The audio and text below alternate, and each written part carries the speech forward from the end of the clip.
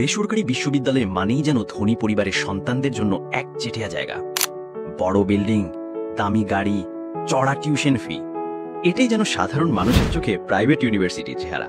কিন্তু ঠিক তখনই ব্যতিক্রম হয়ে ওঠে এক নাম, গণবিশ্ববিদ্যালয়, আ ইউনিভার্সিটি উইথ আ ডিফারেন্স।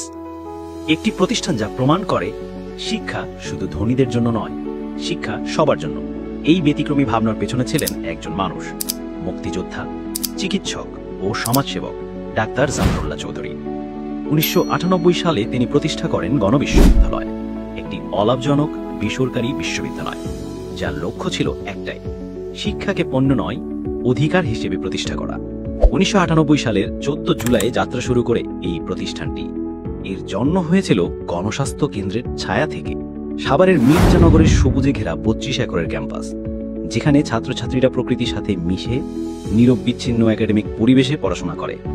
শহরের জঞ্জাল থেকে দূরে এমন খোলা মুক্ত পরিবেশ অনেক প্রাইভেট বিশ্ববিদ্যালয়ের কাছেই দুর্লভ।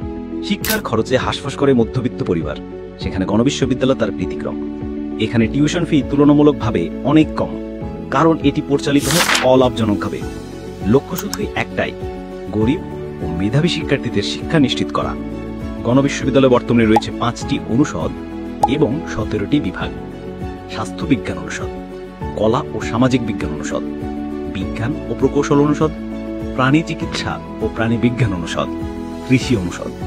বিভাগগুলোতে রয়েছে Department of Pharmacy, Microbiology, Biochemistry, and Molecular Biology Business Administration, Bangla, English Politics and Governance, Sociology and Social Work Department of Law, Medical Physics and Biomedical Engineering, CSE, Applied Mathematics, Chemistry Physics, Department of Electrical and Electronic Engineering, Faculty of Veterinary and Animal Science, Faculty of Agriculture. Academic ভবনের সঙ্গে আছে সুবিশাল library, আধুনিক lab, indoor gym, যা ছাত্রছাত্রীদের পূর্ণাঙ্গ শিক্ষা ও বিকাশে সহায়তা করে।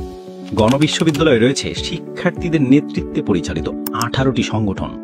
তার মধ্যে অন্যতম গণবিশ্ববিদ্যালয় সাংবাদিক সমিতি, যা দেশের প্রথম বেসরকারি বিশ্ববিদ্যালয়ের সাংবাদিক সংগঠন। Photographic society, debating society, music club, Agnisetu সংস্কৃতি পরিষদ, শুভ সংঘ। এই সংগঠনগুলো শুধু ক্যাম্পাসকে নয়, দেশকেও বদলে দেওয়ার স্বপ্ন দেখে। গণবিশ্ববিদ্যালয় কেবল পাঠে নয়, ক্রীড়াতেও সমানভাবে অগ্রগামী।